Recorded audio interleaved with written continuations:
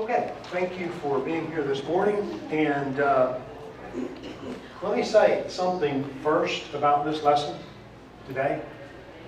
This is simple, simple, simple. The lesson this morning is very simple. And so I think a lot of times in class we go so fast and there's so much information and it just puts people away. But I do have a lot of slides this morning, but I still think it's a simple lesson today. And I think it's something that even though there are simple concepts, and even though you might think that priorities and change and attitude at first glance, what's that got to do with leadership? And I will say it has a lot to do with leadership.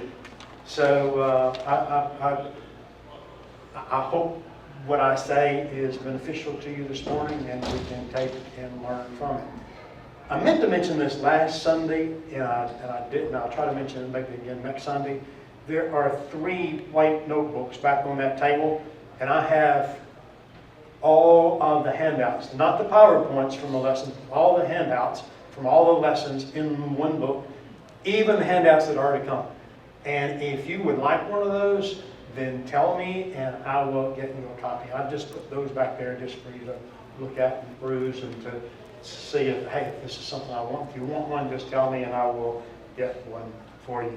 But so this morning, we're going to talk about priorities, change, and attitude.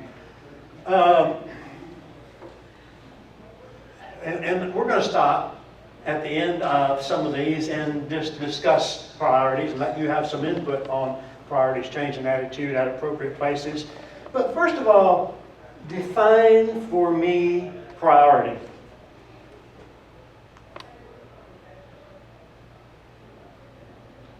What's important? What's important, okay? And when I think, so my next question is it important? No. Absolutely it's important. Absolutely it's important. You know, priorities is important. So and I know I think differently, but I've had this lesson prepared for some time. And then just recently in one of the summer series lessons, the topic was on priority. And I thought, wow, yeah. And the subject of the lesson, which I'm not saying anything, but it was great. But it was, God needs to be our priority. Is that true? Yes. Absolutely it's true. God needs to be our priority. God needs to be who we put first in our life and what we do. But that's not this lesson. That's not what I'm going to talk about when I talk about priorities. Because we have a finite number of resources, of things that are valid needs. And we need to choose the better or best of those priorities in going forward. So when I say we have a finite number of resources, resources being what? Time. Money. But the most important resource in the industry, we say, all these resources, I have this great old big machine that does all of this and this and this, and that's a resource that I use to get things done. But the number one resource in industry and even in the church is what? People. Number one resource is people. And so we have limited, finite number of resources, even valid needs. Things that are even valid. And I say things that are valid are following God. And we said, you know, the message in that summer series was God needs to be our priority. Absolutely it does. But we need to think about things like saving souls. What can I use my priorities for? What can I use my people for? What can I use my time for and my money for to best get the best bang for the buck of saving souls? And even loving our neighbor. So I looked for this picture that I took and I couldn't find it. So I'm just going to write it up here. I was visiting a church once and they had a big poster. And it was up high, it was big, everybody could see it. And it said, 1, is greater than 99. I was in church. I was in a church building. 1 is greater than 99. And I just said, man, these people don't understand math. Right? Is that meaningful? In Luke chapter 4 and verse 15, and also in Matthew the 18th chapter, I, as a shepherd, or I, as a leader, or I, in whatever position I'm in, I am going to leave the 99 who are safe and go and find and pick up the lost sheep. Because my priority needs to be for the best of all to lead and to glean and to take from. So we need to think about, and we need to be concerned about people who are different than us. We need to be concerned about people who are falling through the cracks, who may just not be in the social network, we'll say, for example. But as a leader, as a shepherd, we need to think about 1 is greater than the 99. As a leader, 1 is greater than a 99. So the priorities is, who do I focus my time on? The 99 or the 1? And I say we should go and focus and think about the 1 as you know, don't forget the 99, but we need to think about, we need to make sure we're taking care of that 1. So I'm going to talk about some tools this morning. You may or may not be familiar with them. And so I'm going to run through them rather quickly because I don't want to lose you. But I want to just give you an idea of what I'm talking about. So Pareto, Venn diagrams, and time management matrix. Time management matrix you've probably seen before, and you may understand Pareto, and you may understand Venn diagrams. But regardless, whether you understand them or not, I think you'll understand the concept once I get it across to you. You ever heard of the 80-20 rule? 80% of the consequences come from 20% of the causes. So so what a Pareto is and what the 80-20 rule is, if I have causes, and I'll list my causes on the x-axis, whatever they are, and I'll list the frequency on the y-axis, and I'll order them in descending order. And it says only 20% will be how much, the most frequent occurring. So what I do is, and I'm going to show you examples, I'm going to show you pictures, I'm just drawing it right now. So what I do is, I'll look at the biggest the two causes, the 20% causes that's causing most of the problems, and that's what I focus on to get over those problems and get those things in the working order. Then I'll look at it again, and maybe next time these two. And so you concentrate, you put your priorities on the things that are most important, the things that are causing the problems, or you could look at it from the other point of view of the things that will give me the most bang for the buck of where I want to go. So that's really what a Pareto is. And here's some examples. And this is just a rough chart, and it just shows you, listing them in, here are the causes or the reasons, and that's the frequency, and list them in descending order. And so 80% is these, and that's what I want to concentrate on in overcoming whatever problem that I've got. Here is a real example that I had even in 2017, at the end of the year. We looked back at the end of the year and we said problems that we had with the customer, and we listed the reasons down here, and then we made the frequency here. I even made it a stacked bar graph so that you can show that by plant, which plant is looking at the most problems. And so if you take this, you look out and you see dimensions and missed symbols were the biggest things. And furthermore, the red, whichever site was the red, was causing the most of these problems. And if you look at and you bring in, and you even looking at that, and you see a constant customer that was having these problems. And so now, after looking at all this, I can zero in and I can see what my priority needs to be and where I need to go based on just an observation of looking at this from a Pareto point of view. So I'm saying that you can do the same thing in leadership, in the church or leadership and wherever you are, and looking at what my priorities need to be on where I'm going for whatever reason. So the second thing is Venn diagrams. So in Good to Great, Jim Collins had this Venn diagram, and he says that I need to find the intersection of these three things and focus in on that. And it says what I am deeply passionate about, what I am best in the world at, is my strongest abilities or stronger abilities, and what drives my economic engine or the economic engine. Well, I said, well, let's apply this to a spiritual application. I left these two the same, what I am deeply passionate about and what I am best about, or my strongest abilities. But then I said also what helps me grow spiritually. So I look at the intersection of those and I say, I am deeply passionate about something. And I'm the best in the world about this. But it doesn't help me grow spiritually so much. And so, well, maybe that's not the thing that I want to concentrate on. Or you can say, something that'll help me grow spiritually and I'm passionate about, but I'm really not the best person in the world to do this but let somebody else do it. But if I want to be great, if I want to be more than just good, but be great, then I'll look at the intersection of those and say, what am I passionate about? What am I best in the world at? Or maybe not even the best in the world, but good enough in the world that I can make a difference. And what helps me grow spiritually. And so putting all those together helps me choose the priority that I want to do. Now, this is Covey's management matrix. He had these in screwed up order.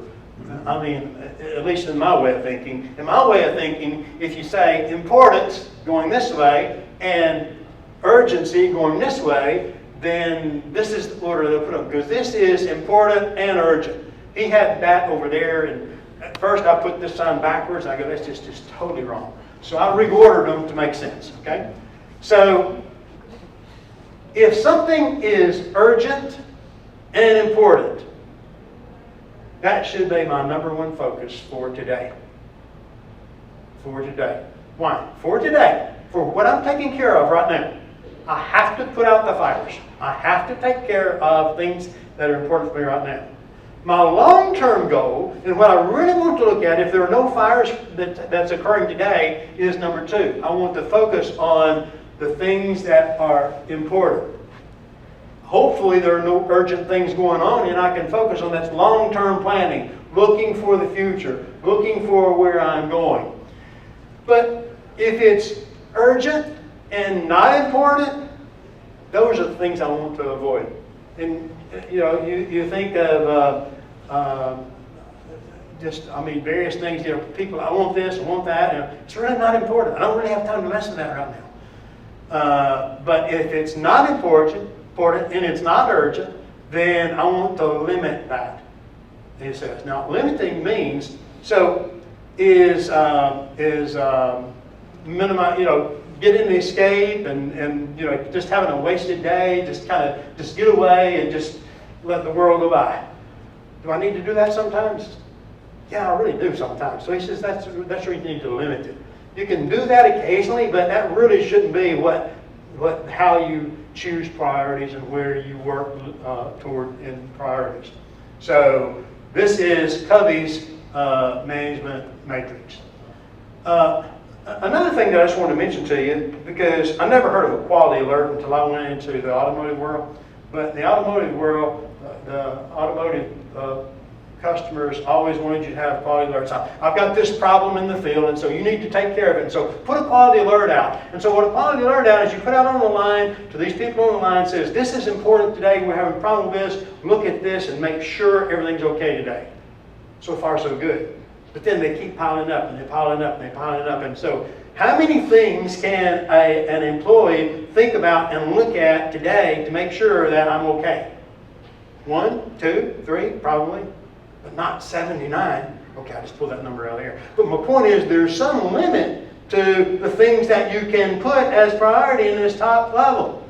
And so I had problems with the quality alert idea because you had to limit the things that you focus on. My mind is only capable of focusing on so many things for so long. And so while those things were there, and I understand the importance of them, then there was only so much you could do for that. So, questions or input from you regarding priorities? I think the trouble sometimes comes, your priorities may not be my priorities. Okay. And if you're working on the same team, that presents a problem. If you're in a group, or if you're a group of elders, and you have one priority, and he has another one, and he has another one, we have a problem. And that's very good. And that gets back to some things that we talked about earlier in earlier classes. I think Debbie brought these out, feedback. Let's understand and get input from everybody about a lot of the things that's going on so that we know how to select priorities that we work on and look toward. So it's not just I'm high and above and greater than everybody else, and you've got to listen to what I say. But let's understand and work as a team to understand the priorities that are best needed. Good point. Someone else?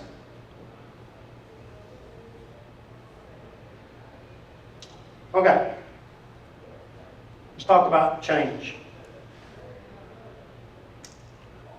And before I say this, I found this in the 90s, and I've used it in classes and will continue to use it because I think it's extremely meaningful.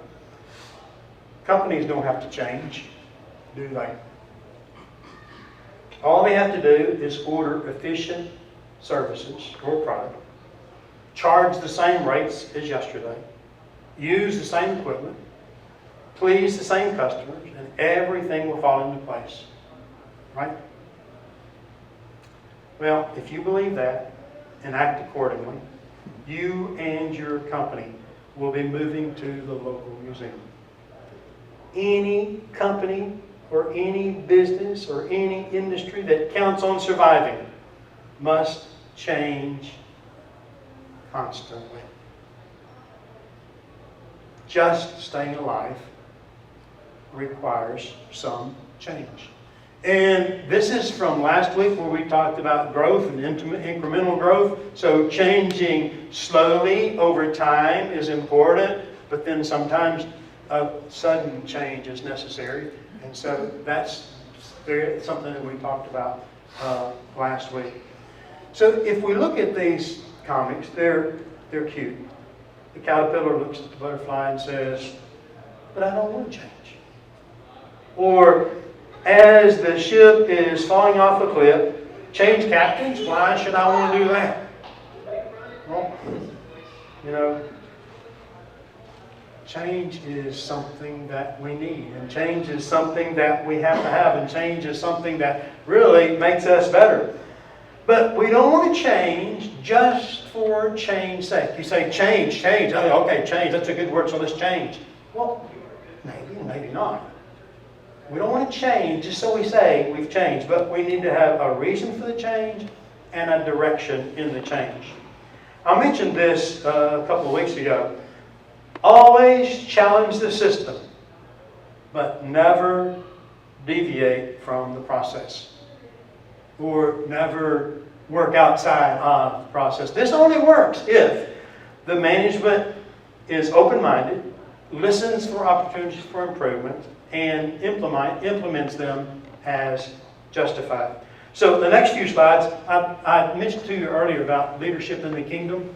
And so the next several slides is going to be from this book. But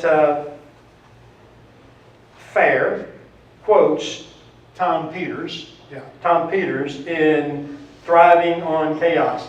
He says, to meet the demands of the fast-changing competitive scene, we must simply learn to love change as much as we hated it in the past. Today, loving change, tumult, and even chaos is a prerequisite for survival, let alone success. I think that's a little strong. I first learned of Tom Peters way back in the 90s, and I loved him. but I loved him to a limit. And I still say that. So to say chaos, yeah, that's a little bit strong. Let's just, even in the industry world, that's a little bit strong. Let's back off from chaos. Sometimes chaos is necessary, but the point is there. Change is necessary. If I want change, I must learn to love and appreciate and accept and go forward with change. And then a second quote from Thayer is he's quoting someone else, I don't know James Burns, but he says the ultimate test of practical leadership is the realization of intended real change that meets people's enduring needs. What do you think about that? Practical leadership, really leading people is understanding the needs of the people and changing things because that's going to help their needs. Yes, Debbie? Gregor Burns is one of the he's old. He's 1978 in his 70s. Okay. And his leadership philosophy has stood the test of time, even though we put new terminology with it. But he writes many of the textbooks wrote many of the textbooks that are used in leadership training. Okay. I just wasn't familiar with it. But yeah, thank you. So if I want to lead, think about it. I'm leading the needs of the people. What are people needing? And I want to help them with those needs, and I lead them. That's good, practical leadership. Yes, Tom? There are a lot of people like me that are vocal. And you're going to know my needs. Yeah. But there's a lot of people that have even greater needs that aren't vocal. That's a good point. How do elders adjust to that? That's a good point. And I still go back to what we talked about earlier, is we have to have a platform of feedback where we really listen and understand and put those things into practice. Debbie? Again, I know you've got so much to do on this, but if you get to the end of change, and there is something that I keep in mind. It's a formula for knowing when change is needed. It's just going about what she said. And I've taught it for years. It's a little formula. And it's D times V times FS has to be greater than the cost and the pain in getting there. For elders to know, you have to, it's a combination of things. How much dissatisfaction is out there? Okay? The D stands for dissatisfaction. Leadership knowing that a change is needed, or recognizing. That's one of the first things, is to recognize the changes there. Times V, that's your anchor. What is your vision of the future of this church? And that can't come if that work hasn't been done ahead of time. You know, I can be dissatisfied and it really not be that important because it goes with the vision of where the elders expect to take us. And then times the FS, which is the first steps. You know, nobody's going to do anything to you. Show me how to take those practical first steps. Okay? What's going to get us where we need to be first? And those two things, those formulas have to be greater. This goes to your resources than the cost of making those changes. However you want to define cost, whether it's people, whether it's money, whether it's expertise, whether it's opportunity, times the pain, and we don't think about that, the pain, the psychological resistance of making the change. Is it going to hurt me? What's the cost? Unless you have this up here, unless you as a leader, you recognize the concern, you know what your vision, you know where you're headed, you know how to take that first step. It's got to be greater than the cost and greater than those psychological resistance to what you're doing. I love that formula. It just fits with anything. Yeah, I love it too. I've never heard of it. Again, it's a good one. So looking at first steps, what have we talked about already is going to help us understand first steps? Priorities. So priorities will help us learn those first steps. And vision is important, as you say, absolutely vision and the level of dissatisfaction. Just because somebody says, I wish we could do such and such, you know, a lot of times it's just passing, okay, fine. You know, you put it in the back of your brain. But just because and so many times we say, well, what does people want to do? And one person will say something and we go, oh yeah, okay, that's a great idea, we're going to have to satisfy them. And everybody else is not saying anything, goes, what did you do that for? You know, okay, so that's not good. Yeah, Jeff. I know in 2003, starting in England, they cannot talk about certain lifestyles, homosexuality, things of that nature, from the pulpit without the threat of arrest. There have been many examples where clergy have been arrested there. And in Europe, they don't even do it because they know they will be arrested for even saying what the Bible says. I think 10 years from now, that's what's coming here. I believe that. And that many times I can be very passionate about these things, but that's the reason why I'm passionate about it. I understand that change for change's sake is not good. But the real reason why you have to change is because if you don't, you're going to be gone. And this is a time where we have to take a stand and we have to think about what change is going to mean for us to survive. Otherwise, I believe the church will be meeting in people's homes. Okay? And the point he's making is absolutely true, is things that are, when I talked about way back at the very beginning, my number one priority is what? Obeying God. Obeying God. And whatever it takes to obey God is not even, it's not even a question of, am I going to do that or not? That absolutely is it. If you go back and Jesus was asked, what's the greatest two commandments? One is what? Love God.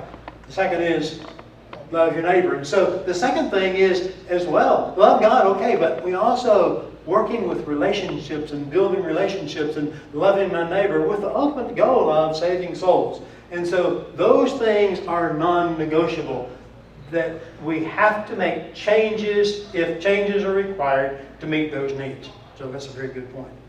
Anyone else?